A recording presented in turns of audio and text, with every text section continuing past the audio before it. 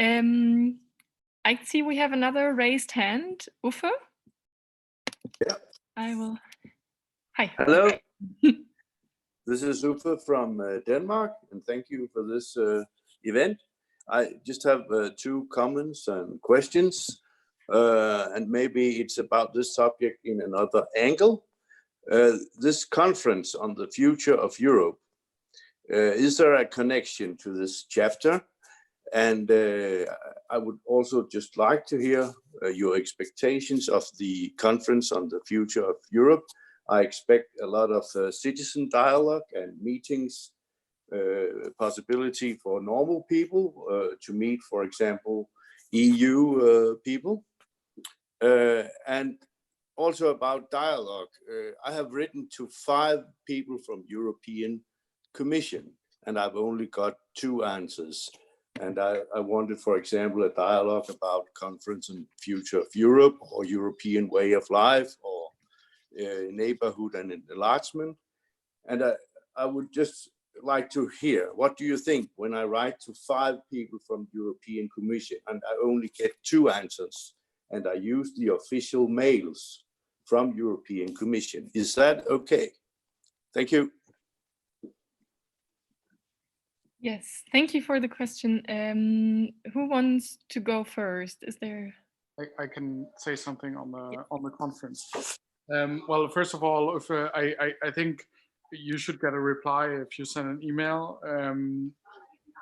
That, I mean, there's no strict rule on this, but commissioners should just adopt the good practice of obviously answering to citizens' emails.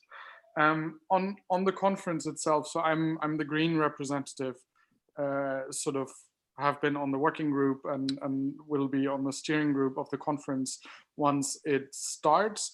At least my hope for this process is that we have a very broad dialogue with citizens. For me, sort of randomly selected citizens' assemblies, the way that we've seen them in Ireland on marriage for all and on the right of abortion, should be at sort of an important pillar of this conference. But beyond that, obviously, that there should be a very broad dialogue with citizens on what kind of Europe we want to see in the future, both in person and online, and that should then feed into well, the discussions among the institutions that are necessary to make that change happen. So the European Parliament adopted its position on this already in January. We have a position from the Commission, and we're currently waiting for national governments to also finalize their work on this. And I very much hope that before the end of the month we do get a position in the Council, so that the actual conference can start maybe in mid-September already, and then citizens' assemblies, I would think at this point early 21, if things on the Corona front develop in the right direction, continue to develop in that direction. Thank you, Daniel. Anyone else who wants to comment on this question? I think super briefly on Uffe's comment about not getting a response. And I think that goes back to what I was saying earlier, that what are the channels by which citizens can communicate with and write to and get responses? I don't know exactly what level of official you wrote to, Uffe, but if I'm pronouncing your name right.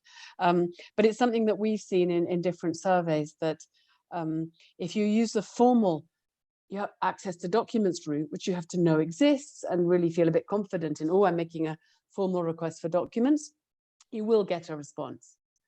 But having tested it, other ways of trying to communicate don't always work. And that's really a problem.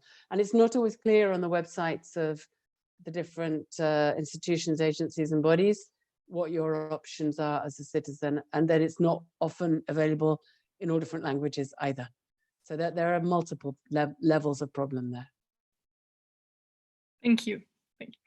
And now just really shortly, I think my colleague Daniela also wanted to comment on the conference on the future of Europe. She's been pretty busy with that for the past months. So Yeah, Daniel just mentioned that in the Conference on the Future of Europe, which has of course not yet started, was supposed to on Saturday, but will be postponed to at least September. That of course these issues would also then come up. That could be possibly, that could reform how transparency in the EU works. And this is, of course, it's unclear how that conference exactly will look like. But I mean, we could bring in, for example, that there would be a mandatory lobby register. And this is something that Democracy International has been campaigning for years, along with Alter EU, Access Info Europe that's here. So we've been hearing this over and over, that we need a mandatory lobby register, which would mean that every lobbyist would have to be registered and have to update their profile in a register before meeting with public officials. So this is something that we would work on, of course, in the if there is a, let's say, a transparency track topic on the Conference on the Future of Europe. This is something that we would, of course, be really pushing to bring in. Thank you. I can see that we had some questions in the chat. Have they been answered? Maybe you can give us a quick yes or no also in written form, or if we should elaborate on that. Okay, we have a question here. Okay, perfect. Yeah, Andreas, you want to ask something? Do I need to unmute you? I think you should be. Yes. Yes, hi. Yes, my name is Andreas. I'm working for Democracy International too. And I am interested because in preparing this online Connect Europe today, we also get in contact with our city council and city administration and asked them if they could tell us something about the right of good administration, how the EU Basic Right Charter fundamental rights are affecting their daily work. And the interesting thing they said is, it's not affecting us at all. It's not we are not responsible for that. We are not caring about that. We have our own laws here in Germany.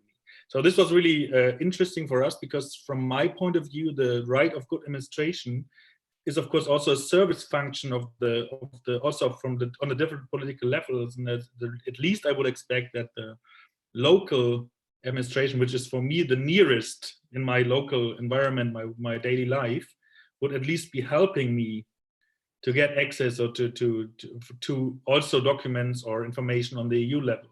So this could be, of course, a German specific thing about our rights here, but maybe you have in more examples where maybe also the local or regional administrations in my country, in countries, are helping citizens to get access on the EU level. Well, maybe I can say a word about that.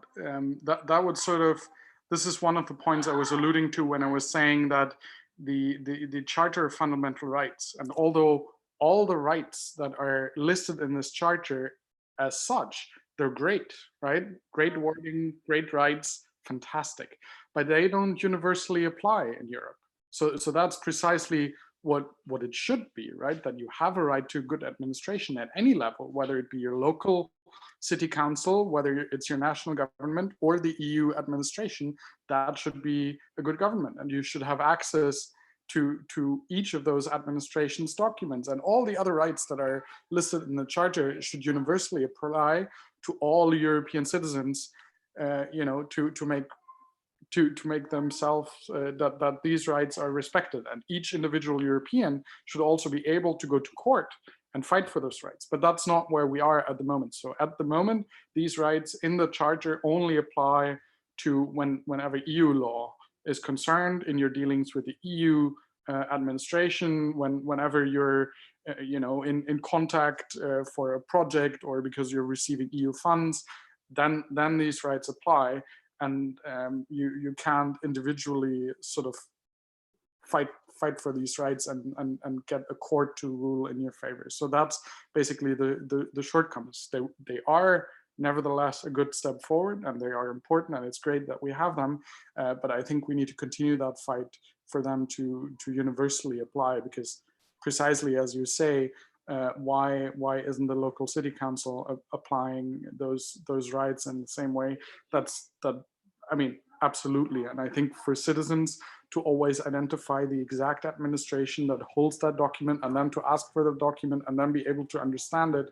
I mean, we're asking a bit too much of the average citizen, and I think that then leads to that situation that Helen very well described, that the share of people that are asking for information is relatively limited, even if Helen is probably the prime example of a citizen that is making ample use of some of these rights.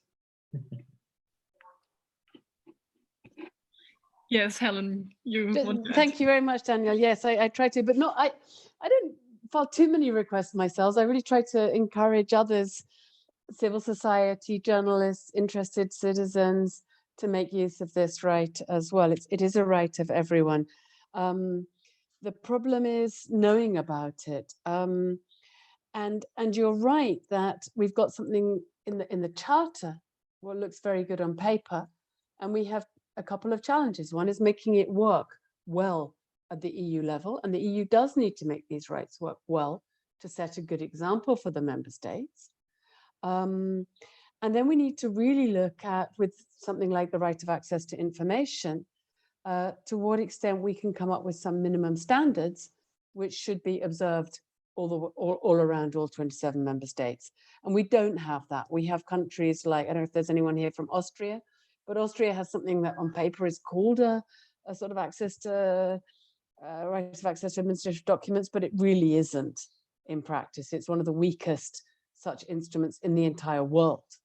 And there are about 130 access to information laws around the world. So we have a problem with data protection. We've got a minimum standard which every single state has to comply with. We've now got the new directive on whistleblowing, which I think is really interesting, where we're going to set some standards at least for protection of whistleblowers. I'd very much like us to be able to do the same with access to information and documents to ensure that we have harmonized standards around Europe. I think that would make a huge difference.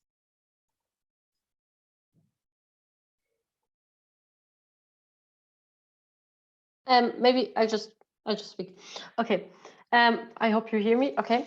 Yeah, I think there's already also an example which shows us how this, or a best practice example, and I think it's what already was said, the part of the Aarhus Convention, which regulates that environmental information should be published, because also I know a case or an example in Berlin where the Open Knowledge Foundation got the Constitution Protection Agency to proceed to them to publish environmental information, and they won.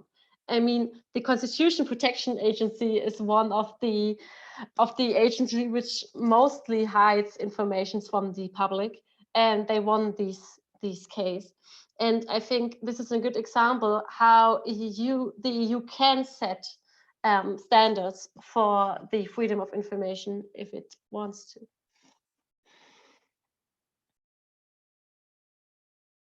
Thank you. I see that we missed a question on the Aarhus Convention. Does anyone know the current status, if it's being reconsidered? And yes, I see that Helen, you already started to reply also. Well, I was just supporting what Marie was saying about the Aarhus Convention being an example of where the EU are not only committed to follow it itself, but issued a directive requiring all member states to have similar legislation. So in the field of access to information, it's absolutely, Marie, it's what we've got in terms of the EU setting a standard on the right of access to information. I'm not aware of someone's updating or redrafting of that. I'm not aware of that, but I may be just have missed it. Okay, thank you. Yeah, Daniela, you also had a short comment and a question. Yeah, I'm just looking. I'm looking at the poll results, and there's actually one that I think is really interesting. If we go back to, if we discuss that, I'll share the results right here again. poll question number 3 seems to be the most polarizing, actually. Do you think that when members of the public request information from EU bodies that they should have to give their postal addresses and their ID numbers? And a handful of you said yes, and a handful of you also said no. And I'm wondering, maybe we can hear also from the experts, what are the pros and cons of this? And maybe as our experts on the panel, what side do you stand with this? Yeah, also interested to hear from the participants themselves who voted yes, who voted no, and why exactly. I think Helen and I are both on the clear no side for this. I mean, first of all, why? Why shouldn't we just be able to file an access to documents request, which is our right, and why should we provide an address? There's really no value to that, or an ID number. So I mean, that solves the question already for me. Everyone should have the right to ask, and that be it. And it is sometimes used just to delay things, to make the procedure more complicated.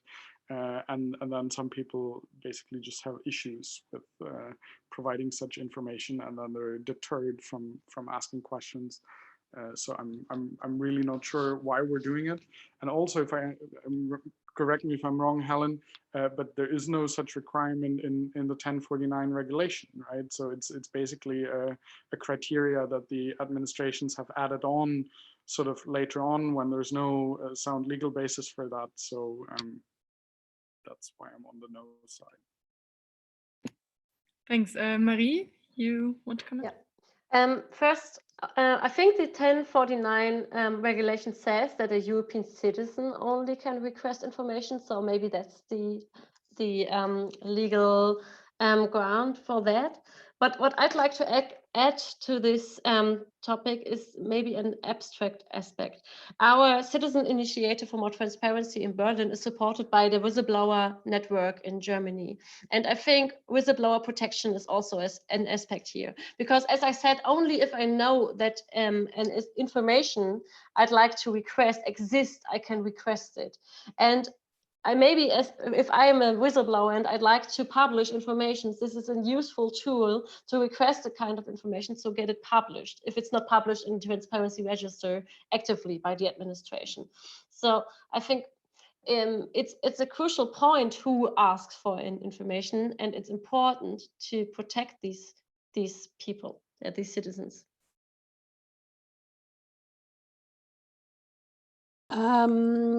On the question of whether or not it's true, Marie, that, and it's an argument that Frontex came up with when pushed as to why it was asking for the ID, a copy of the ID of any requester. They didn't say it at first, but during an ombudsman's inquiry into that, when pushed, they said, oh no, because we have to ascertain whether or not they're EU citizens or residents. The European Commission also tried the same thing with the postal addresses, although it was kind of forced to concede, again, during the course of a back and forth in an ombudsman's inquiry, that actually knowing someone's postal address doesn't tell you necessarily whether you're an EU citizen or a resident, because you could be an EU citizen living outside an EU country and still be an EU citizen and be exercising your right. So then they went with the argument of having to formally deliver a notification of the decision. So what they started to do when we pushed them on that around 2015, was they started to send out every single decision notice by post. Access Info, we've got to know our postman, because we file quite a few requests ourselves, but other people who use us, the EU, use our address. And the postman will ring on the door and go, Ms. Derbyshire, another letter from the Commission for you. And he thinks I'm terribly important, which is very sweet. But sometimes we've had DHLs sent to us with, and I don't know how much is being spent on this, but it's absolutely ridiculous. Rather interestingly, what happened was when COVID hit and everyone was suddenly working from home, was that the EU started sending out notifications to requesters saying, we're not going to be delivering by post. Could you please kindly confirm receipt of this answer? Which was the very simple digital solution that we proposed a few years back. So I agree with Daniel totally. Our position is that this is entirely unnecessary, because it doesn't matter who is asking. It really doesn't matter. If the EU is genuinely doing it because they want to ensure that the requester is able to exercise their rights to appeal to the court by having a formal notification of the decision, well, there are digital ways of doing that. Or it could be made optional, depending on, you know, your request is refused and you say, actually, I'd like that in a more formal format so that I can then go to court. There are ways of doing that. But in our surveys of users of Ask the EU, we found that people really are dissuaded from asking questions when, you know, you're trying to get some information from Frontex about migration and suddenly they want a copy of your ID. And that makes many people very uncomfortable. And I think that is something that we need to tackle.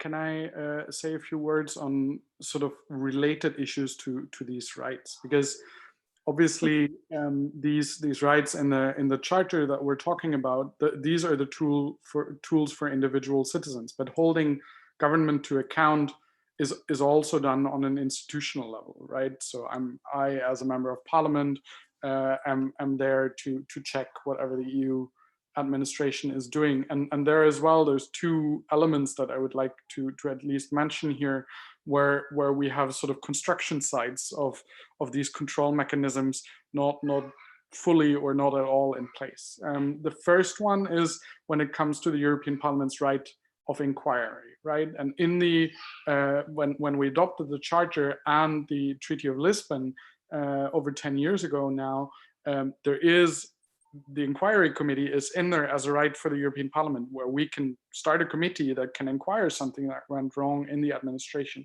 But the council has been basically blocking the Parliament proposal under this change of treaty for ever since. So it has been lying around for 10 years, and the council is just not granting us that right that we have under the Lisbon Treaty. So I think that's one element. And the second one is sort of when it comes to the national governments holding their, the national parliaments, I mean, holding their governments in the role in the council to account, right? It's the second chamber. We already know that the transparency rules that apply to the European Parliament and the Council are very different, whereas our meetings are mostly web streamed. All our voting is done by name in roll call votes and then published on the website of the Parliament. Everything I have ever said in a committee or in plenary, you guys can check out on the website of the Parliament. But if you try to know what your government is doing in your name in the Council, well, good luck with that. Helen has brought the council to court several times, and we still don't have that information, even retroactively sometimes. But some national parliaments are much better at keeping tracks of what their government is doing than others. And also there, the rights of national parliamentarians vary quite widely from one member state to the other, where, you know, in member states like Denmark or Sweden, when the head of state, president, chancellor, prime minister, whatever it is, goes to a European Council meeting, well, they have to get a very specific mandate voted before. The committee sometimes is even on standby during council meetings to take ad hoc decisions on certain compromises and so on, whereas other heads of state have quite wide-ranging freedom to do whatever they want, and also what kind of documents they can access varies. So the German Parliament, for example, and it was the Greens in the German Parliament that went to the Constitutional Court to have.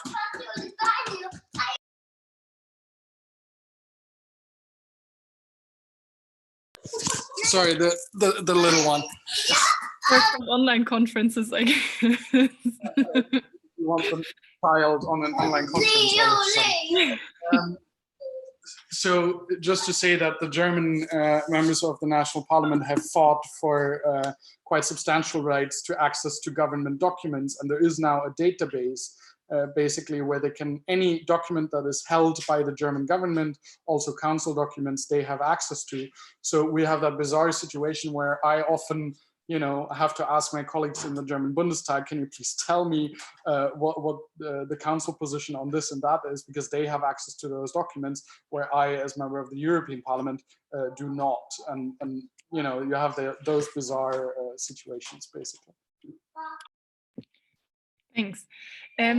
I saw, Donal, that you also raised your hand before. I can't see it anymore. Has everything been clarified, or do you want to still add something? It's clarified enough for now. Thanks. Okay, nice, thanks.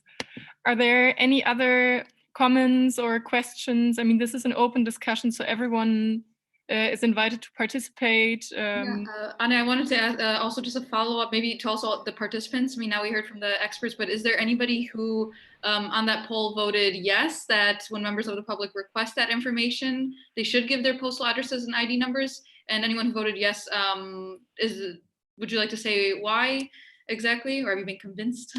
Yeah.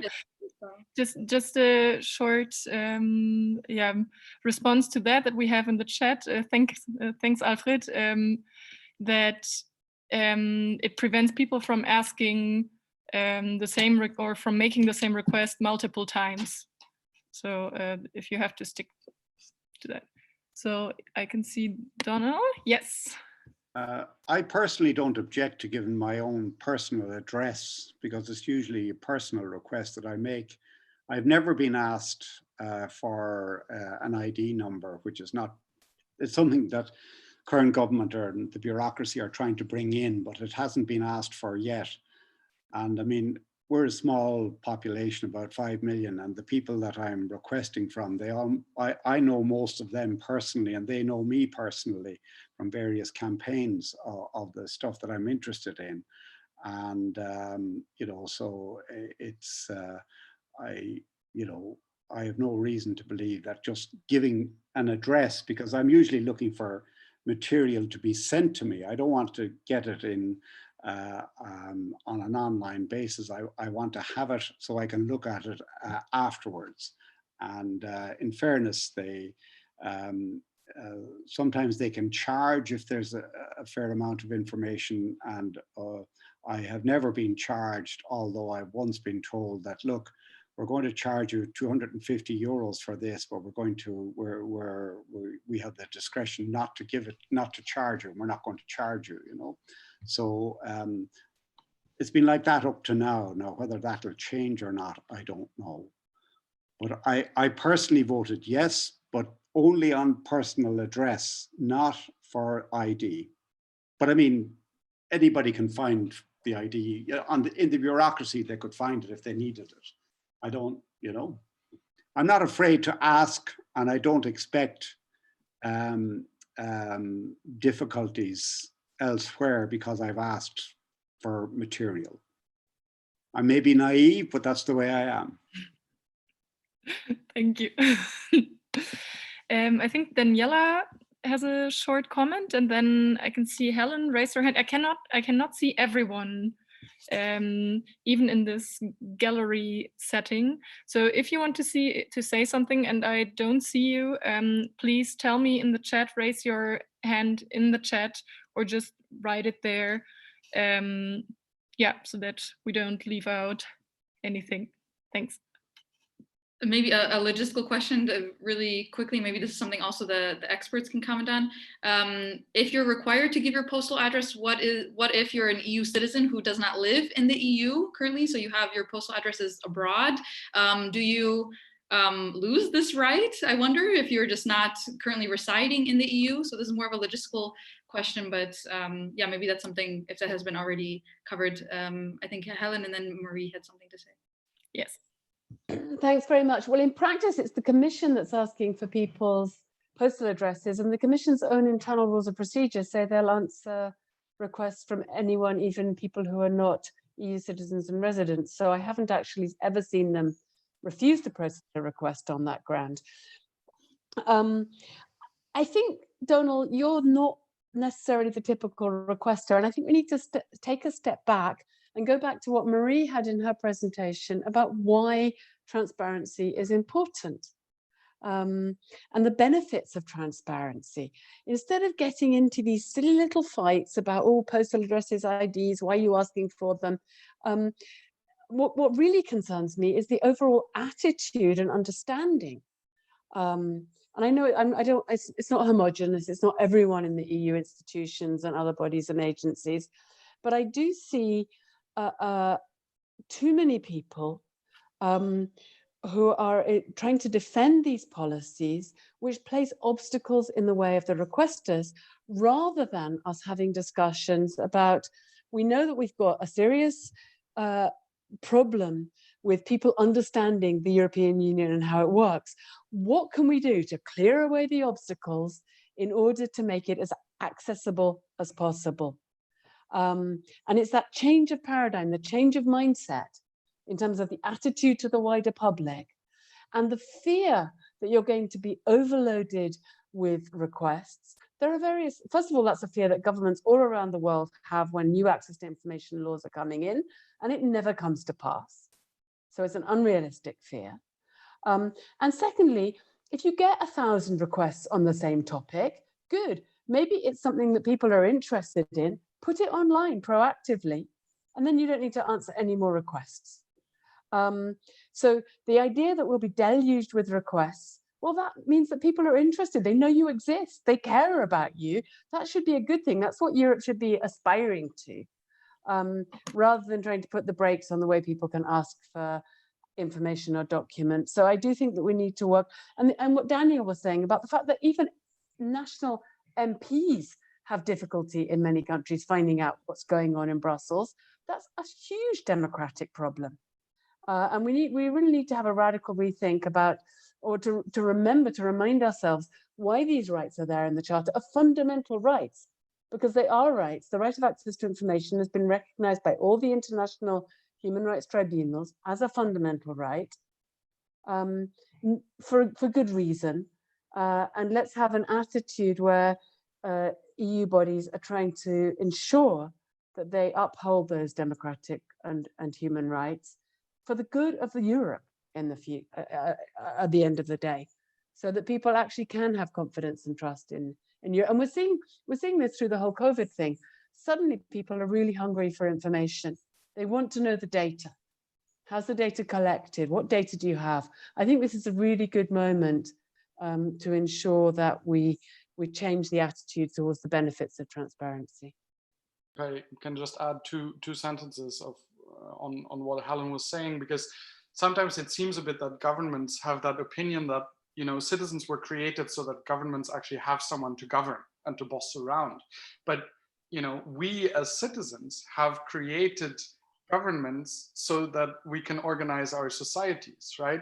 All the money that governments have is citizens' money. We decide, we elect our representatives, and those representatives decide on how that money is spent. So that means that any information, everything that the government holds is ultimately ours. And I think there should be very, very good reason, you know, on national security or on personal information of civil servants or something, where you can hold back some information. But the general rule should be, you know, we paid for this with our taxes. This is our stuff, so the government should give it to us, and rather proactively put it out there, rather than us having to ask, please give me this piece of information that should already belong to me in the first place.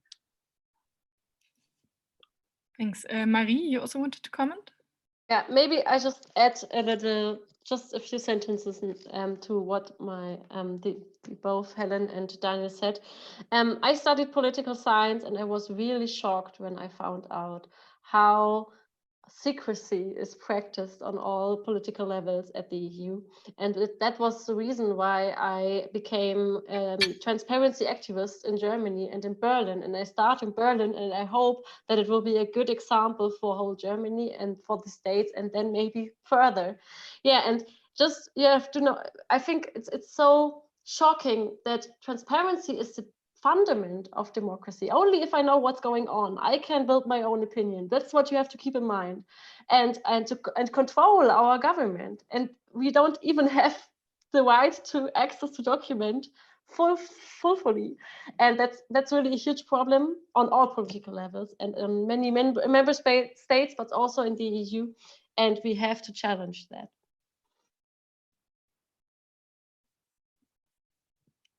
Yes, thanks. I can see that it is already 4:30. Do we have time for a last question? Our speakers, do you still have 5 minutes if there is a last question? One last, yeah. One last, yeah. I can see some. Oh, Andreas, yeah. You raised your hand. Yes. Yes, I would like to also give you the opportunity to tell us as citizens, but also organizations who are working on these topics or interested in these topics. So what is next? What are the next steps we need to do, or how can we support this cause of getting this fundamental rights more promoted more, to get it on different levels? So maybe just the short last words of you to give us some tips or organizations where we can be more engaged or supporting this topic.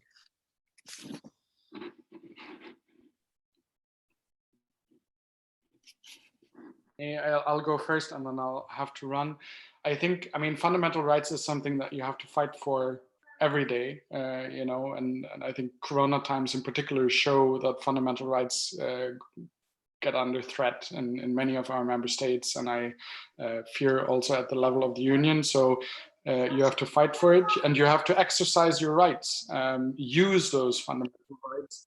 And I think that's the best way ultimately to protect them. And then whenever we see a chance to extend them, improve them, then that's also something that we have to do. And I think the Conference on the Future of Europe might be one of those opportunities to hopefully build a bit on some of these rights that we have. Thanks so much, and see you all. Bye. Thanks. Thank you. Thank you so much. Yes, Helen, you wanted to answer to Donal's question. Maybe I will just read it out shortly.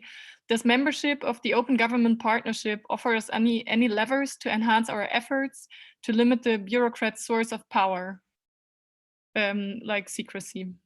Yes, I'll answer both. Was it Andreas also, just in terms of final words, and I'll link to the Open Government Partnership question.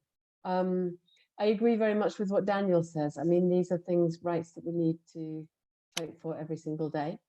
There are various organizations here who are doing that. So for those of you who are not engaged yet with whether it's, Democracy Now, Mehr Demokratie, Access Info, etc., get involved and support us in doing our work. On the Open Government Partnership question, I'm also one of the civil society representatives on the steering committee of the Open Government Partnership. It's an unusual international organization because it has 11 civil society and 11 government members. In Europe, 22 of the 27 EU members are members of the Open Government Partnership. And at the national level, each government has to produce an action plan. So get involved in those national processes in order to get your governments to commit to being more transparent.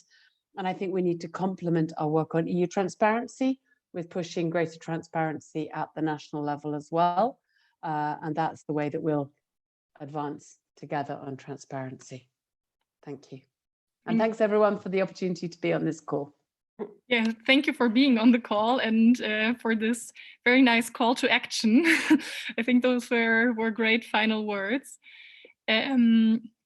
Could I maybe add one thing? Yes, of course. Yeah, and if you'd like to fulfill that task that Helen gave, you can use Ask Europe and similar platforms on the national level, like in Germany, as there's one, and in others. And this really creates pressure from bottom up. And my experience in Berlin is we had last year 13,000 freedom of information requests, which is more than for some institutions on the EU level.